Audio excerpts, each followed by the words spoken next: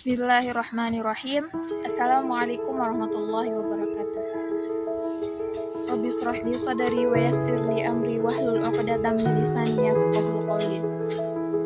Halo sahabat, perkenalkan saya Nur Masyuta dengan NIM 243341 mahasiswa STIT Ahlussunnah Bukit Tinggi. Dengan ini saya membuat video tentang pengelolaan kelas sebagai tugas ujian akhir semester pengelolaan kelas dengan Ibu Dr. Afni Nindra. Baik, Bapak dan Ibu serta rekan-rekan pendidik sekalian,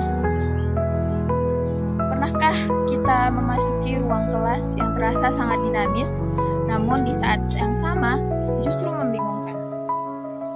Mengapa? Ada siswa yang sangat aktif, ada yang cenderung menyendiri, dan ada pula latar belakang sosial, gaya belajar, hingga cara berpikir yang sangat beragam. Di situasi seperti ini,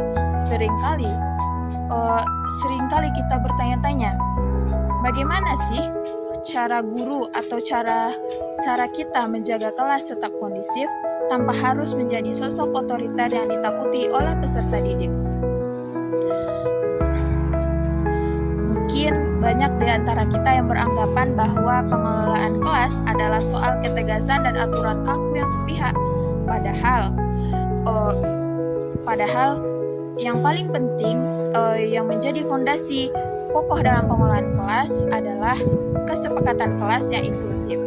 Pada video kali ini kita akan bahas bagaimana menyusun kesepakatan kelas yang efektif serta bagaimana hal ini terhubung erat dengan relasi positif guru dan siswa, pengenalan konflik dan penciptaan lingkungan belajar yang ramah bagi semua. Mari kita bahas yang tentang kesepakatan kelas sebagai kontrak sosial.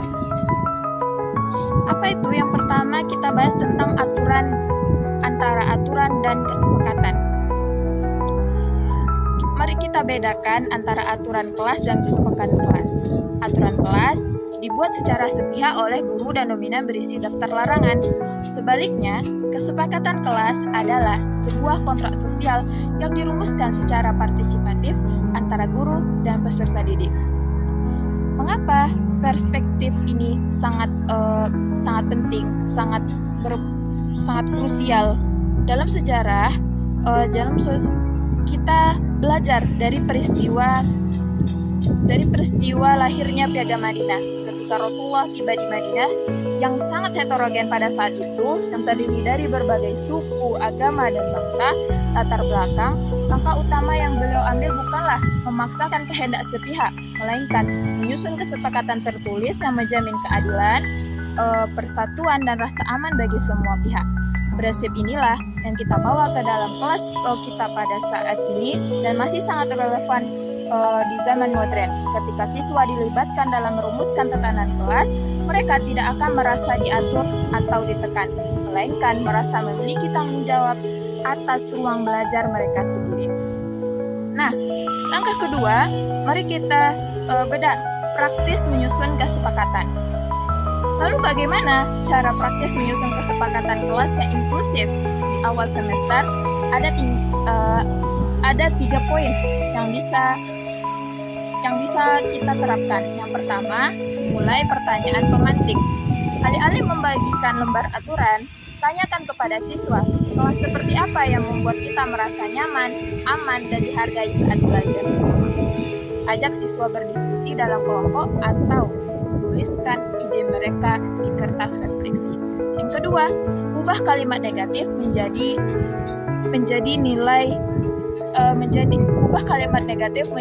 nilai karakter yang positif.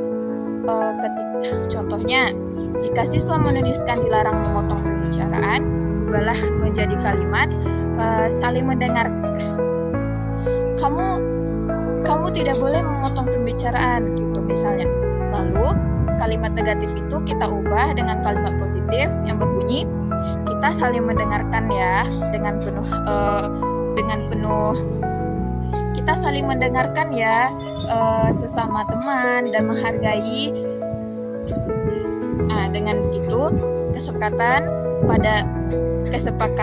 membangun karakter, bukan sekedar ketakutan akan hukuman. Nah, yang terakhir, langkah ketiga, sepakati konsekuensi logis, bukan hukuman. Ketika terjadi pelanggaran, tindakan yang diambil harus bersifat mendidik. Misalnya, seorang siswa mengganggu jalannya diskusi kelompok.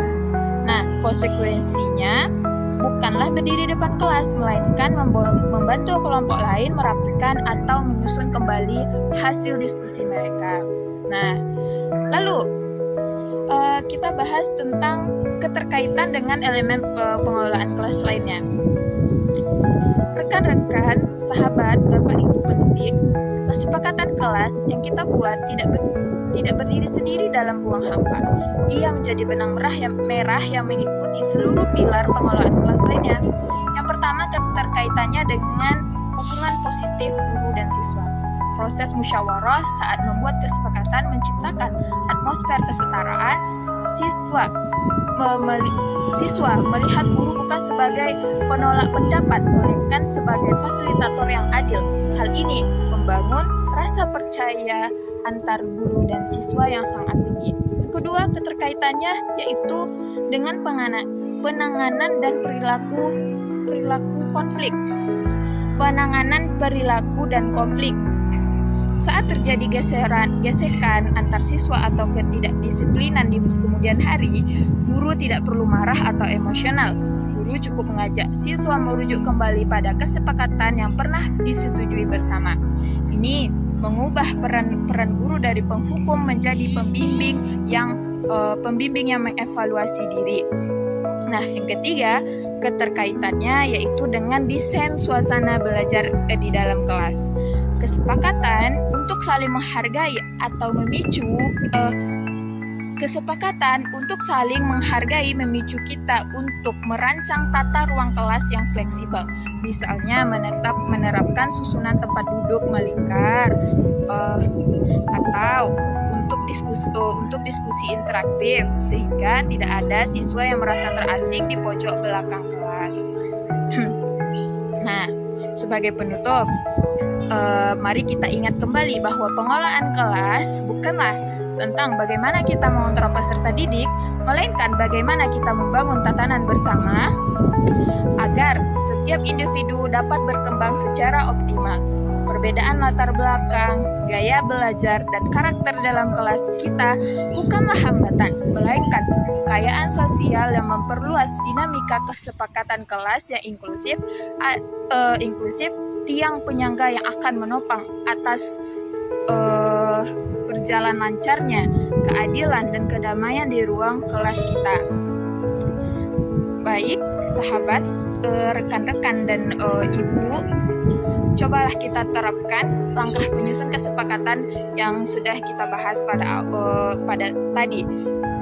Lalu bagikan juga cerita dan pengalaman sahabat-sahabat.